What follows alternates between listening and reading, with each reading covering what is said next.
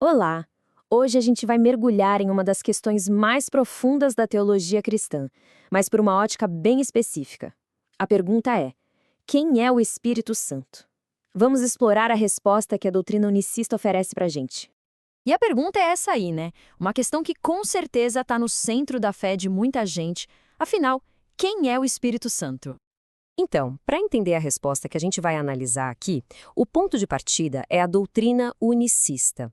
Para essa corrente de pensamento, a chave de tudo está na ideia de que existe um só Deus.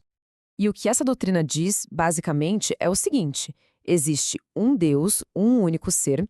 Toda a pluralidade que a gente vê na Bíblia, como Pai, Filho e Espírito Santo, não seriam pessoas diferentes. Seriam, na verdade, diferentes modos ou manifestações desse mesmo e único Deus.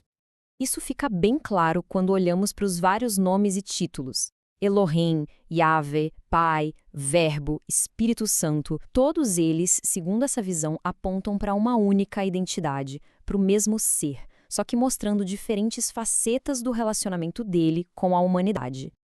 E tem um versículo que é tipo a pedra fundamental desse argumento. Tá lá em 2 Coríntios, e é bem direto ao ponto. O Senhor é o Espírito. Uma identificação clara, sem rodeios. Ok, mas onde mais essa ideia aparece nas Escrituras? Vamos dar uma olhada em como essa conexão entre o Espírito Santo, Deus e Jesus é construída com base em outras passagens. Olha que interessante este primeiro ponto. O material de base mostra que o Espírito é identificado com o Deus do Antigo Testamento. Como? Bom, o livro de Hebreus atribui uma fala ao Espírito Santo, mas se a gente for lá na passagem original em Salmos, quem está falando a mesmíssima coisa é Jeová. E não para por aí, não. A criação, por exemplo. Em Gênesis, aprendemos que Deus é o Criador. Mas veja só essa citação de Jó. O Espírito de Deus me fez. De novo, a mesma ação, o ato de criar, sendo atribuída tanto a Deus quanto ao Espírito. Agora, a coisa fica ainda mais detalhada. Veja só essa série de exemplos, lado a lado. Em Atos, no momento, o Espírito Santo impede Paulo de ir a um lugar. Logo em seguida, é o Espírito de Jesus que faz o mesmo. Parece que os termos são usados como sinônimos.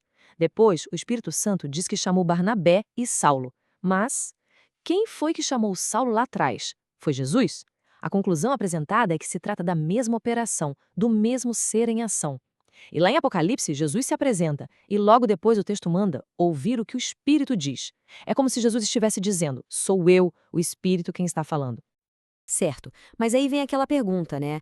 E a promessa de Jesus de enviar outro Consolador? Essa é uma parte crucial, e a explicação para isso é bem interessante, envolvendo a língua original e uma ideia de revelação aos poucos.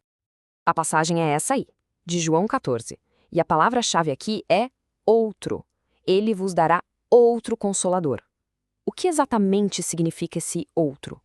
Para entender isso, a gente precisa ir para o grego original. No grego, existem duas palavras para outro. Héteros, que seria outro de um tipo diferente, e allos, que é outro do mesmo tipo. E a palavra usada no texto foi allos.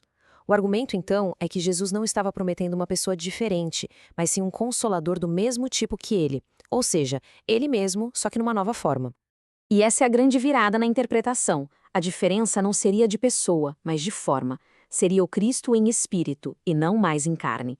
A promessa não seria sobre um substituto, mas sobre a continuidade da sua própria presença, só que de um jeito novo. E essa ideia se fortalece com o que a fonte chama de revelação progressiva. É como se Jesus fosse esclarecendo as coisas aos poucos. Primeiro, ele diz que vai pedir ao Pai para enviar o Consolador. Depois, que o Pai vai enviar em nome dele. Em seguida, ele mesmo diz: a quem eu vos enviarei. E por fim, a ação direta: se eu for, eu vou-lo enviarei. Percebe a progressão? A responsabilidade do envio vai passando cada vez mais para ele mesmo. E para amarrar tudo isso, vem essa promessa que é super direta. Não vos deixarei órfãos, voltarei para vós. Ele não diz enviarei alguém, ele diz eu voltarei. Nessa perspectiva, isso é a confirmação de que o Consolador é o próprio Jesus, retornando em espírito. E o ponto final, o grande fechamento, é a grande comissão. E eis que eu estou convosco todos os dias até a consumação dos séculos. De novo, é a presença contínua do próprio Jesus que é prometida, não a de uma terceira pessoa. Então, resumindo tudo, nessa perspectiva unicista, o Espírito Santo não é uma terceira pessoa, mas o próprio Deus, o próprio Cristo, manifestando sua presença contínua no mundo. E isso nos deixa com uma pergunta para pensar, né? Se a presença de Deus não é sobre alguém chegando ou saindo, mas sim sobre a manifestação especial de um ser que já está sempre aqui, o que isso muda na forma como percebemos a espiritualidade no nosso dia a dia?